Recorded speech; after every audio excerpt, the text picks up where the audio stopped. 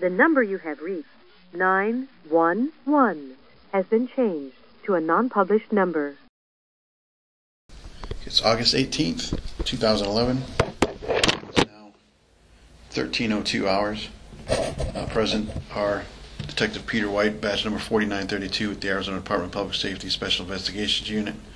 Also present is Detective Jeff Brown, badge number 4878 with the Arizona Department of Public Safety Special Investigations Unit, and Officer Michelle Norris with the Quartzsite Police Department. The location of the interview is the Quartzsite Magistrates Court. The address is 465 North Plymouth Avenue in Quartzsite, Arizona. This is a criminal interview pertaining to criminal allegations made against Jeff Gilbert while Chief of the Quartzsite Police Department. The report number is 2011-027-462. And if you could give me your full name. Michelle Norris, Norris. And your age? 35, I think. Yes, I think I'll be 36 in October. After about 30, I quit counting. And your physical description? My description, 5'6", 145. Okay. Is that what you meant? Yeah. Blonde hair, blue eyes. Okay. And your occupation? Law enforcement officer with the Quartzsite Police Department. Okay. And what's the address? The police department? Yes. 305 North Plymouth Avenue. And a business phone? 928-927-4644. And how long have you worked with the Quartzsite Police Department? 14 years. And your current rank? Officer, patrol officer. And your badge number? Q25. Is that the same as your call sign? Yeah. And who's your current supervisor? Jim Schultz. And he was your supervisor at the time the letter and everything else was being signed? There was a change in there. At one point, my sergeant was Sergeant William Ponce, but I don't know if that was.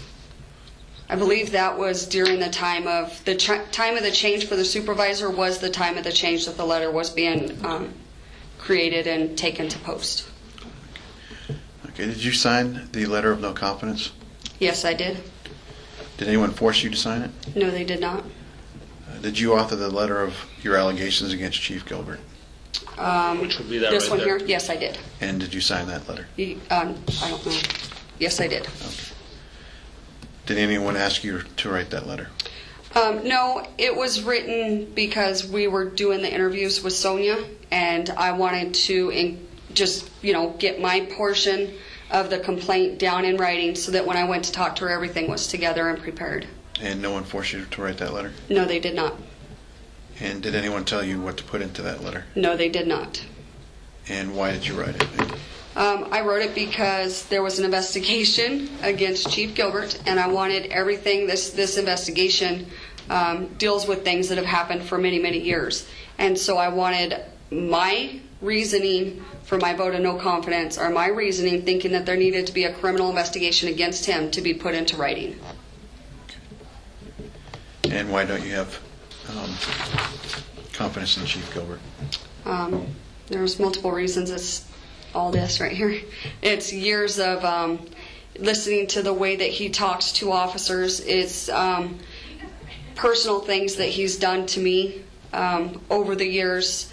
I have watched him for many years. What it comes down to is if you're friendly with him, you're okay. The second that you disagree with him, or that you don't have the same opinion, even if it's just on a call. You know as well as I do that when you have a call and you're out on the street, you have seconds to make a decision. And you want to make the decision that's going to be best for the person involved, the department, you, everybody. And he's not there a lot of times, and he'll come back and attack you for your decision that you made in a matter of seconds. And I've just seen him attack officers in times that wasn't good. Okay, so that's the start of it. just slowly I started seeing things that I didn't think was appropriate, I didn't think was professional. And then it went on to where he would speak to officers calling them gay. He would ask them, you know, what are you, gay now because of the way their hair is? One day I heard him tell an officer as he was leaving the restroom and our secretary was sitting at her desk and they're all pretty within close proximity. He asked him if he had cleaned the toilet after he used it. You know, you're leaving hair all over the toilet. He did that in the middle of a meeting. Called out an officer and told him that you need to start cleaning the toilet after you use it because you're leaving your body hair all over it. It's just the way he talks to people that's not appropriate. I've dealt with a suicide before. DPS investigated it, and so I've had an investigation against me before, and I know the procedures and why it should be done that way. I was going through a lot in my life. I was dealing with all of that, and then my work aspect as well. So my private life and my work aspect. But I knew that the steps that were being taken, put on administrative leave, sent to Phoenix to do interviews, sent to Phoenix to do a polygraph, I knew it was all for my benefit.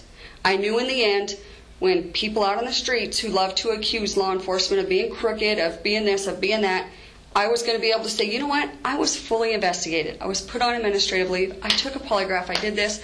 I went through all the steps, and they could have more confidence in the fact that a proper investigation was being done. So I know the steps that should be taken. And when all that was done, I was cleared, and it was a benefit to me. But yet, when people bring allegations against the chief, there's nothing being done. In other words, in your opinion, because of the criminal allegations that have been made against the chief in this investigation, he should be put on administrative leave right now.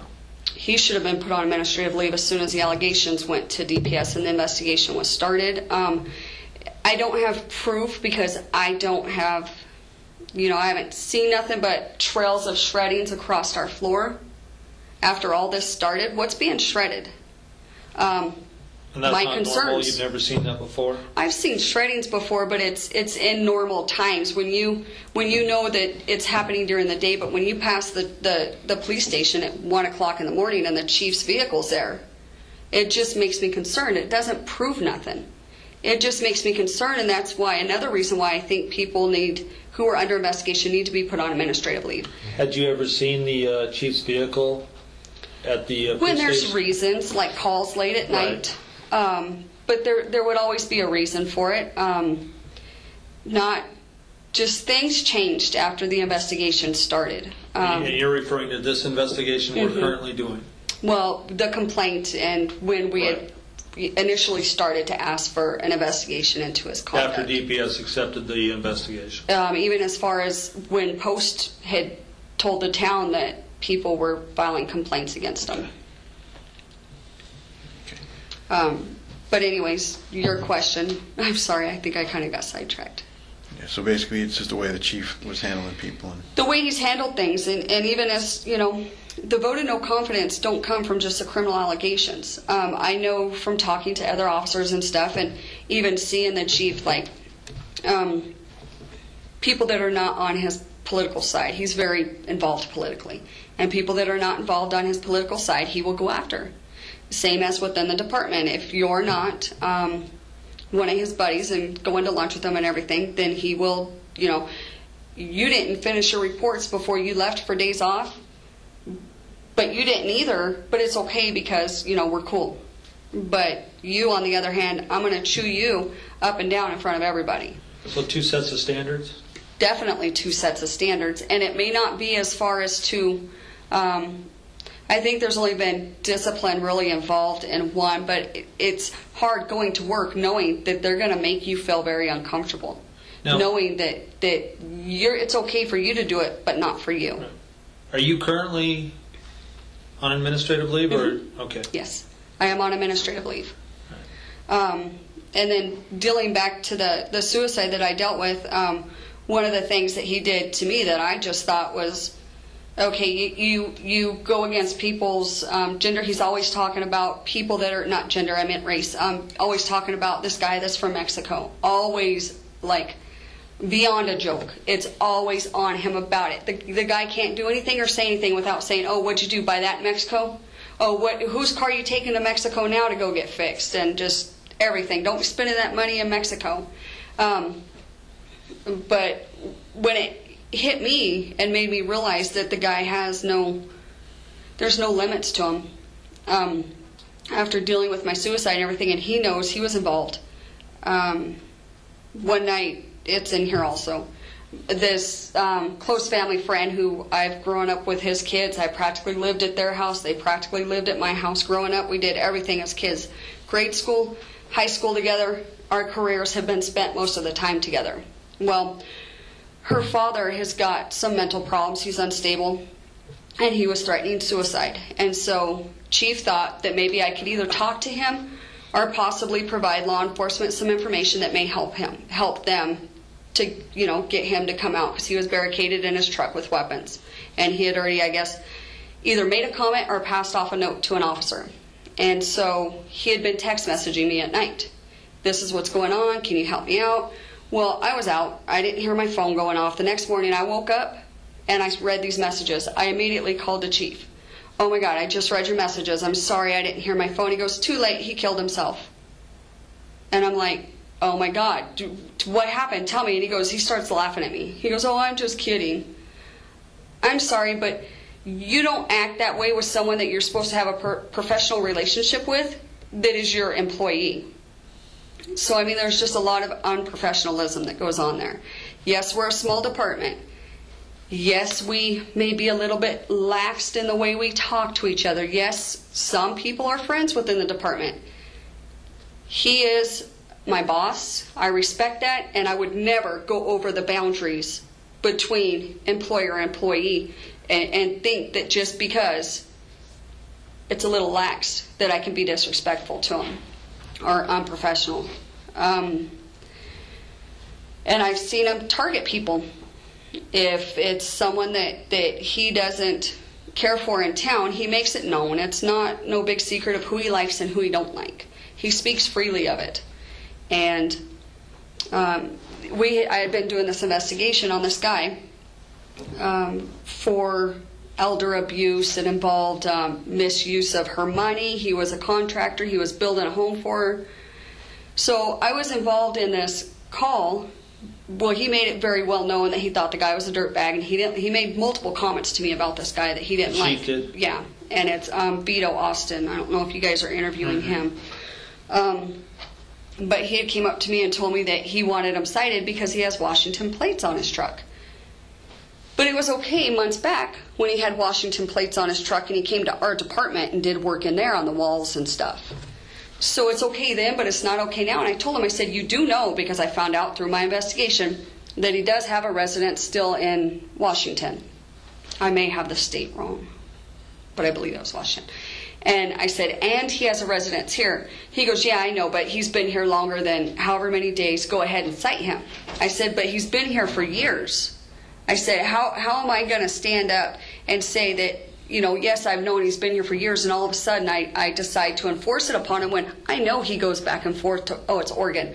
I know he goes back and forth. He goes back and forth all the time. I know this because he has family in town, and during my investigation, he had told me about several trips he made back and forth.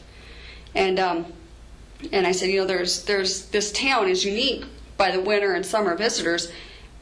How can I, do that if we're not enforcing it upon everybody? And it was okay when he was here and he was your buddy not too long ago and he was working on the police department. So just by his words and his actions and the comments he made about him, I truly felt that it was just because of it was a personal thing for him. There was an injunction against harassment, and it involved someone that he talked to often and was friendly with, and then it involved the Joneses. I know you've heard their name many times. It's not for me to pick sides. I need to treat this case like I'm going to treat any other case that I have to deal with. When it comes to me, I can't put my personal feelings in it, and I don't feel that he should either. And when he brought the case to me and said Bearcat wants to file a claim or file charges against Jennifer Jones for violating the order, I said, okay, let's look or let's look at the order. We sat down, we went through each thing that was ordered by the judge. And I said, okay, this is, kind of not clear as to the order and as to who actually put this on the blog, because a complaint was over a comment that was written on a blog. And it was hard to say. Was it Jennifer Jones that wrote the comment, or was it someone blogging on her blog site that wrote the comment? Well, I told him, I said, we have an attorney that is trained to make these decisions, and they're there to protect us. Let's present it to the attorney first and let the attorney, no, I want you to go down and I want you to arrest her right now. You want me to arrest her right now for something being written on a blog that may or may not have been her? And in addition to that, we don't go and arrest people right now off of orders like that ever. I mean, if it's an assault, yes. If it's, to where someone's life is in danger or someone's been threatened. I said, but there's no urgency here. Why can't we do this right and make sure we're covered? Because when you're dealing with people who, I guess, challenges law enforcement with everything they do, you got to make sure that everything you do is the best that you can do it, as correct as can be. And so I wanted to go through our town attorney, and he just got extremely upset. We had to call in the sergeant, and then he told me to leave, and him and the sergeant were in there going about... Which sergeant? Sergeant Ponce. And they were in there going back and forth on it, and I don't believe he made an arrest on it. I'm not sure who did. It may have been him, it may not have. So basically what you wanted to do is investigate, like you're trained to do. If there's enough evidence to support whatever the chief wanted to arrest her for, pretty much you long form it to the county attorney and go that route? We could have either long formed it or even called them and said, we're going to fax you some information, if he wanted to make it sooner. We're going to fax you some information, and do you feel that this is how the order reads from the judge, and do you feel that we have enough to go and make an arrest? Okay. Normally, in a case like that, had he not wanted an arrest right away, we would have long formed it. It's just the way that our department handles, calls like that. So, did the chief, any of his command staff, or other officers ever threaten you in any way? Threaten me? Yeah, regarding. You better pick up the right side. No, I was never threatened. Okay. No. Are you aware of any threats made towards any employee of the police department from others within the department? I was advised or told. I did not hear or witness. Sergeant Frosto had threatened, or actually it was a chief. I'm sorry, the chief had threatened Rubalcaba. It was after our letter had been done. He called him into the office and said, they had a big discussion about, why are you upset? Why did you do this? And ultimately he ended up telling him, I believe if my words are right, you better figure out which side of the, I can't remember what word he used, which side of the wagon you're on, or something like that, which side you're on, because it can affect you. And this was quite a while ago. I can't remember the exact words that was said, but the message it was Officer Rubalcaba, and it was in the chief's office. I was in the office, but I could not hear everything that was being said because they shut the door. And Rubalcaba had told me immediately after he came out of the chief's office what he told him. And then there was a situation with Officer Yeomans and Sergeant Frosto, and he had told him, I don't know why you guys are doing this. You're all going to have to resign or be asked to resign. And that was right before one of the interviews, and then, or a little bit before the interview that Officer Yeomans did. On the administrative, from the person or a private firm. Mm-hmm. And who did you hear that from? Officer Yeomans himself. When I'm gonna go back to when Alex was talking to you mm-hmm. about the chief threatening him. Did Alex convey that he felt threatened at that point as far as... Yes, he came out of the room and he was very upset. And he had told me even after that many times that he didn't know if he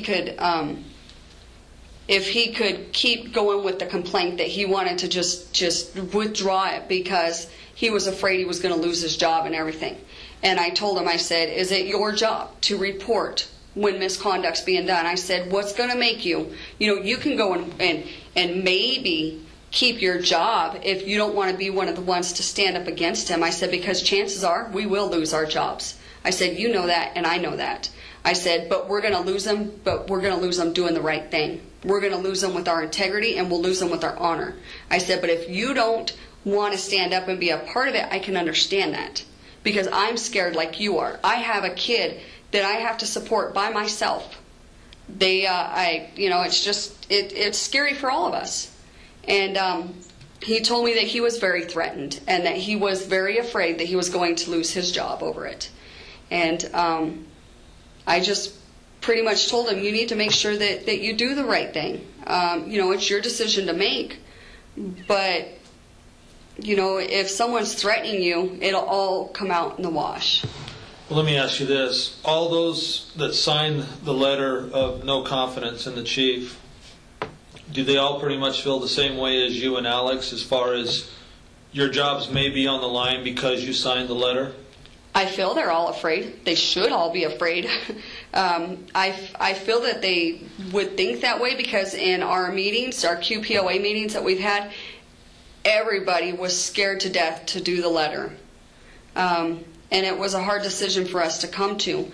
We had even talked to an attorney prior, and at one point we were told that another thing that I guess agencies have done is they've all resigned and forced the administration into taking a proper look into it and making sure that everything's operating properly and that a proper investigation's done. And right away all of us said that it wasn't. That wasn't feasible? No, it wasn't feasible because we know that in this day and time there's 1 million officers out of work right now. There's 1 million people that need jobs right now, and I know the chief has got friends that he wants to work here already. And so we knew that dealing with someone like Alex Taff and the council members that he has spent these years surrounding himself with these people, hiring who they want in positions. My boyfriend came here from Prescott. Nobody knew him. He got hired on with the town. They loved him. He got hired on with no problem. He worked here for a while for Public Works, worked for Emmett Brinkerhoff. You can even question him on any of this that you want, but he got the best evaluations that Emmett has ever given to an employee. He is a hard worker. He gets out there and he works 110%. And as soon as Alex found out that he was my boyfriend, she was angry. And he said he noticed right away because she quit waving to him, she quit talking to him. And he's been fired since. He was the first one, probably, out of all of this. Since all this started, he was probably the first one to get fired. And he was fired, they said, because we had 2 days of sick leave where we were both off. We live in the same house. For 2 years that he's worked here, almost 2 years, and there's 2 days that we've taken off the same day together, that we've called in sick together. And I even told him, or not I, but he told him, and I agreed because we went back through the dates, and I looked at my dates too. One day I was sick, he was sick. We had been gone on a trip, and we came back and we were both sick. Even my son was sick. I kept him out of school. And then the other day I went to a doctor visit. He took me, and it was his supervisor knew that he was taking me, and it's always been okay as long as it was, we were not married is what the problem was, they said. But it's always been okay for other people to, and it was okay for him to take me to the doctor that day. But they so if you were married, it was okay for the husband to take the wife, but not the boyfriend? Not the boyfriend to take the girlfriend. But in normal practice through town hall, it's always happened, and it's always been okay and approved. The other thing he was fired for was, there was a list of 3 things, I believe. He refused to tell him our relationship status because she had been for about 3 months asking him, what is your relationship status with Officer Norris? And he would tell her, I don't have to tell you that. It's my private life. It's my private business. I have a policy that states that if I get married or anything, I have to notify them. I don't know why they didn't ask me. Because I would have straight up told him, we're not married. He's my boyfriend. He lives with me. My personal business, yes, but I have a policy that states I have to tell them if they ask if I've had a name change or anything, marital status change. He don't. And so he kept telling him, I don't have to tell you. Well, in the letter it stated because he refused to give them the status of our relationship. And then the third thing was because we both got called to jury duty on the same day. They didn't believe us.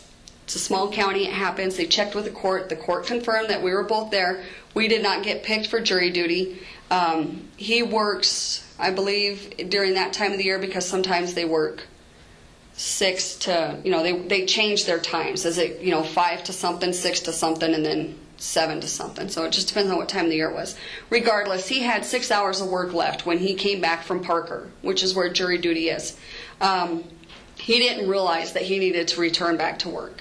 And he took a whole day as jury duty. Well, later when his supervisor asked him, so did you get picked for jury duty or what? And he goes, no, I didn't. He goes, they excused me. And he goes, how come you didn't come back to work? He goes, well, I didn't realize I had to. I thought it was a jury duty day. He gave him a verbal reprimand that day for it. And this was like 6 months prior to him being fired. So that's why he was fired. But we know why he got fired. It's all in retaliation. And I truly believe that. Okay, going back to Yeomans, did he ever relate to you that he felt that Sergeant Frosto was threatening him to change his answers in the investigation? I believe what he said was he was trying to get him to retract his statement as how he felt, or that he wanted him to retract whatever he was going to say to the attorney. But he had a huge concern about it. I believe he even put a complaint in writing about it to post. Yeoman did? I think so, yes.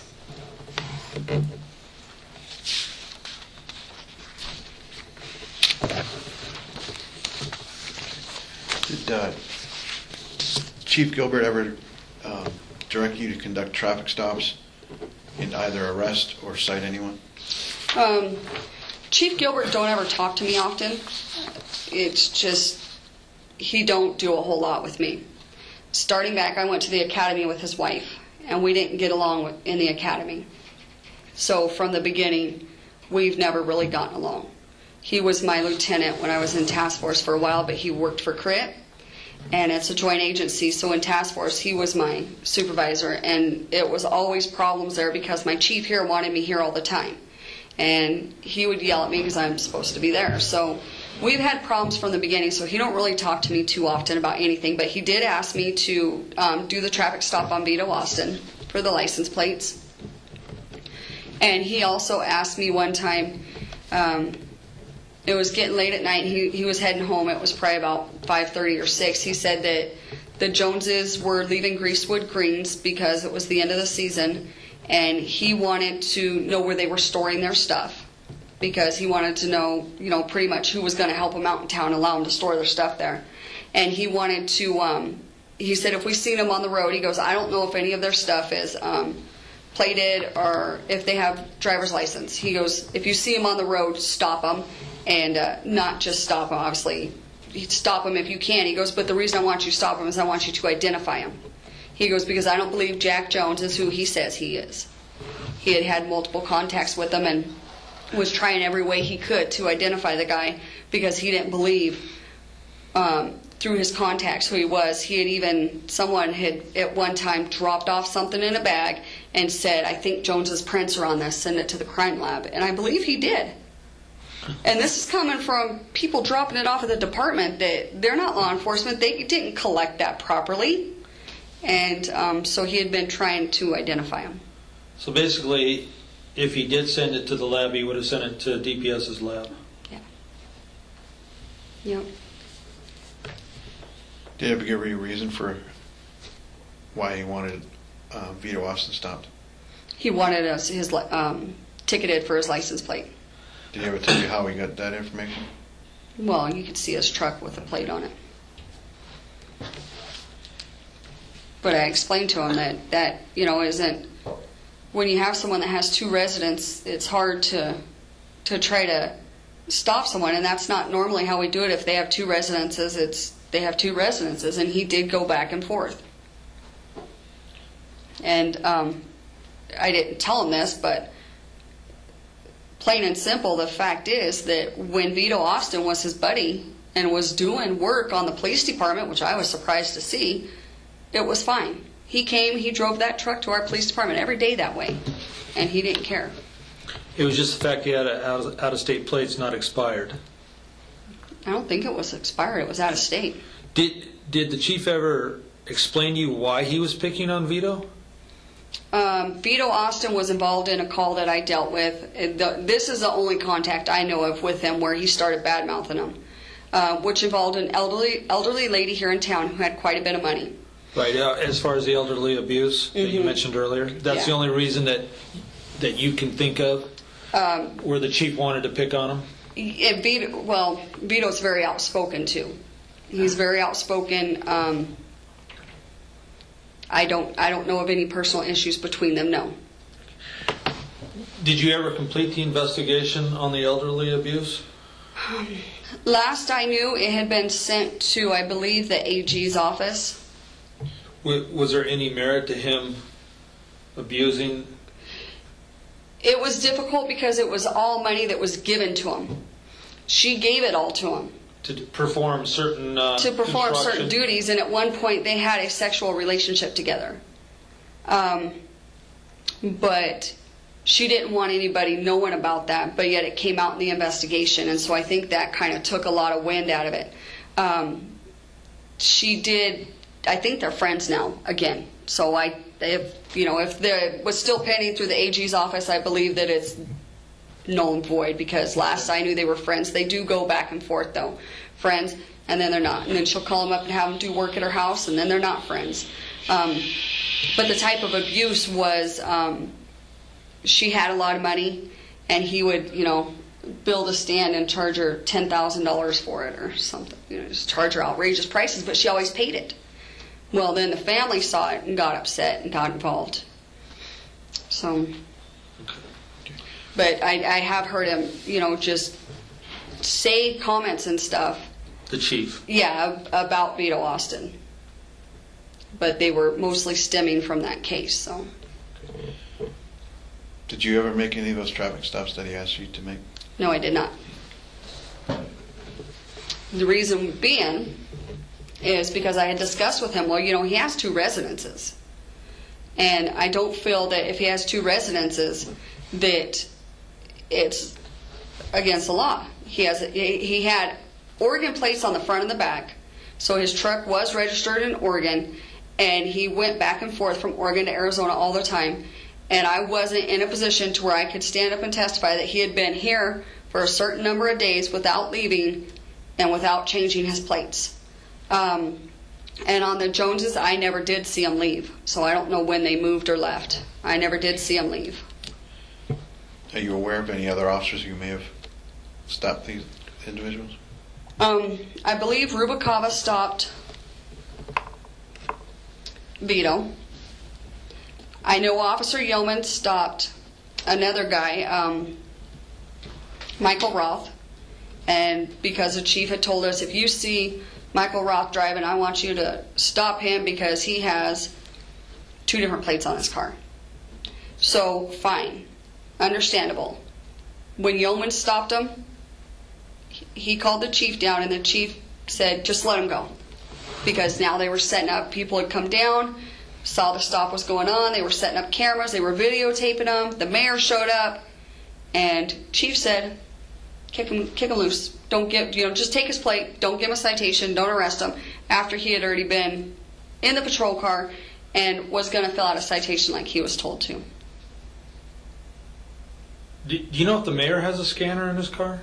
I don't know if he does, but I would assume they all do, because I've seen, I don't know if it was in one of the papers or the blogs, but one of them said something about listening to scanners and carry video cameras with you and stuff like that. It was a list of things to do. Now, were you present when Yeomans pull over Mike Roth?